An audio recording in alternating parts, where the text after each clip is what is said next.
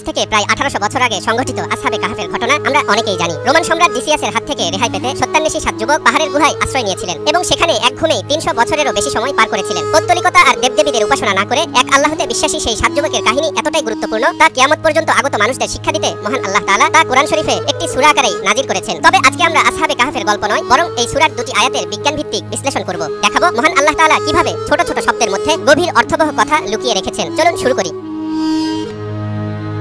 মহাগ্রন্থ আল কোরআনের 18 নম্বর সূরা আল কাহাফ, যা মক্কায় অবতীর্ণ হয়েছে। এই সূরায় আল্লাহ তাআলা উম্মতে মুহাম্মাদের উপদেশের জন্য পূর্ববর্তী যুগের বিভিন্ন ঘটনা বর্ণনা করেছেন, যেসব ঘটনাবলী মানুষকে বিপদে ধৈর্য ও প্রতিকূল পরিবেশে আল্লাহর উপর ঈমান দৃঢ় রাখতে সাহস যোগায়। এই সূরার দুইটি আয়াতের মধ্যে আসহাবে কাহফের যুবকদের সম্পর্কে এমন বৈজ্ঞানিক তথ্য দেয়া হয়েছে যা আজকের আধুনিক বিজ্ঞানীদেরকেও অবাক করে দেয়। যেমন 18 নম্বর আয়াতে বলা হয়েছে, ওয়া তাহসাবুহুম আইকাযান ওয়া হুম রুকুদ ওয়া নুকাল্লিবুহুম যাতাল ইয়ামিনি ওয়া যাতাশ শিমাল ওয়া কালবুহুম বাসিতুন ذراعيه بالوصيد لو اطلعت عليهم لوليت منهم فرارا ولملئت منهم رعبا। তুমি মনে করবে তারা জাগ্রত অথচ তারা ঘুমন্ত। আমি তাদেরকে পার্শ্ব পরিবর্তন করাচ্ছিলাম ডান দিকে ও বাম দিকে। তাদের কুকুর ছিল সামনের পা দুটি গুহাদ্বারে প্রসারিত করে। যদি তুমি উকি দিয়ে তাদেরকে দেখতে তবে পেছন ফিরে পলায়ন করতে এবং তাদের ভয়ে আতঙ্কগ্রস্ত হয়ে পড়তে। এই আয়াতে মহান আল্লাহ তাআলা গুহাবাসী যুবকদের কথা বলেছেন, যারা গুহার ভেতরে 1 বছর নয় 2 বছর নয় 300 বছরেরও বেশি সময় ধরে ঘুমিয়েছিল এবং আল্লাহ তাদেরকে ঘুমের মধ্যেই পার্শ্ব পরিবর্তনের কথা উল্লেখ করেছেন। এখানে ঘুমের মধ্যে এভাবে ডান কাত এবং বাম কাত করে পার্শ্ব পরিবর্তনের প্রয়োজনীয়তা কি? আল্লাহ যেহেতু পবিত্র কোরআনে এমন বিশদভাবে বিষয়টির আলোচনা করেছেন, তাহলে অবশ্যই এর কোনো কারণ থাকবে। কারণ মহাগ্রন্থ আল কোরআনে এমন একটি শব্দও নেই যা বিনা কারণে উল্লেখ করা হয়েছে। তাহলে দর্শক চলুন দেখি, খুঁজে বের করার চেষ্টা করি কি সেই কারণ।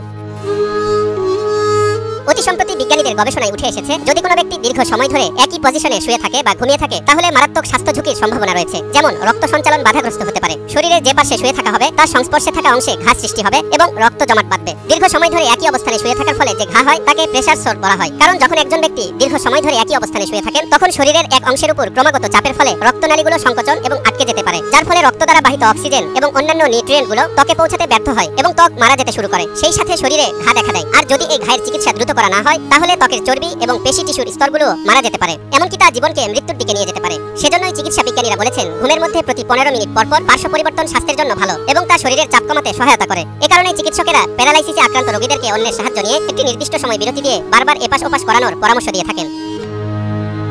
এই সূরার 11 নম্বর আয়াতে আল্লাহ বলেন, ফাদরাবনা আলা আযানিহিম ফিল কাহফি সিনিনা আদাদা। তখন আমি বহু বছরের জন্য গুহায় তাদের কান বন্ধ করে দিলাম। এই আয়াতে আল্লাহ বলেননি গুহাবাসী যুবকদেরকে আমি গভীর ঘুমে আচ্ছন্ন করে দিয়েছি, বরং দরাবা ক্রিয়া ব্যবহার করেছেন, যার অর্থ তাদের কানের পর্দার উপর আঘাত করে কোনো কিছু শোনা থেকে বাধা প্রদান করেছি। এখন প্রশ্ন হলো, আল্লাহ কেন সরাসরি গভীর ঘুমের কথা না বলে কানের উপর পর্দা ফেলা বা কান বন্ধ করার কথা বলেছেন? দর্শক আবারও খেয়াল করুন, আল্লাহ কিন্তু বলতে পারতেন আমি তাদেরকে গভীর ঘুমে নিমগ্ন করে দিয়েছি, কিন্তু তিনি এমনটা বলেননি। তিনি বলেছেন তাদের কানের পর্দার উপর আঘাত করেছি, যার মাধ্যমে তাদের কান কোনো কিছু শোনা থেকে বিরত থাকবে। এখানে একটি চমৎকার বৈজ্ঞানিক ব্যাখ্যা রয়েছে। একাধিক গবেষণায় দেখা গেছে ঘুমের সময় কান একটি মাত্র ইন্দ্রিয় যা সচল থাকে। সেজন্যই আমরা ঘুমানোর সময় ঘড়িতে বা মোবাইলে অ্যালার্ম সেট করে রাখি। আমাদের ঘুম যত গভীরই হোক না কেন, অ্যালার্মের শব্দ শুনলেই আমরা ঘুম থেকে জেগে উঠি। এজন্যই মহান আল্লাহ তাআলা গুহাবাসী যুবকদের কানের উপর আঘাত করে এমন পর্দা ফেলেছিলেন যাতে শত শত বছর অতিবাহিত হলেও তারা পৃথিবীর কোনো কিছু শুনতে না পায়। এখান থেকে বিজ্ঞানীরা গবেষণা করে জানতে পেরেছেন ঘুমানোর সময় কানই একমাত্র ইন্দ্রিয় অঙ্গ যা সচল থাকে। দর্শক এবার দেখুন, কোরআনের প্রতিটি শব্দই প্রজ্ঞায় পরিপূর্ণ। কখনো কখনো এটি একটি মাত্র শব্দের মাধ্যমে একটি মহাসত্যের দরজা খুলে দেয় এবং প্রতিটি শব্দের মাধ্যমে প্রমাণ করে এটি আল্লাহর ঐশী বাণী। আমরা যখন কোরআন এবং বিজ্ঞানের এই রহস্যময় সম্পর্ক নিয়ে চিন্তা করি তখন আমাদের মনের মধ্যে একটি গভীর বিশ্বাস জন্ম নেয়। নিশ্চয়ই মহাগ্রন্থ আল কোরআনের প্রতিটি শব্দের মধ্যে রয়েছে এমন গভীর তাৎপর্য যার কিছু অর্থ আমরা বের করতে পেরেছি আর কিছু এখনো আমাদের জ্ঞানের বাইরেই রয়ে গেছে। তালহাই মেরেজা, নিউজ 24।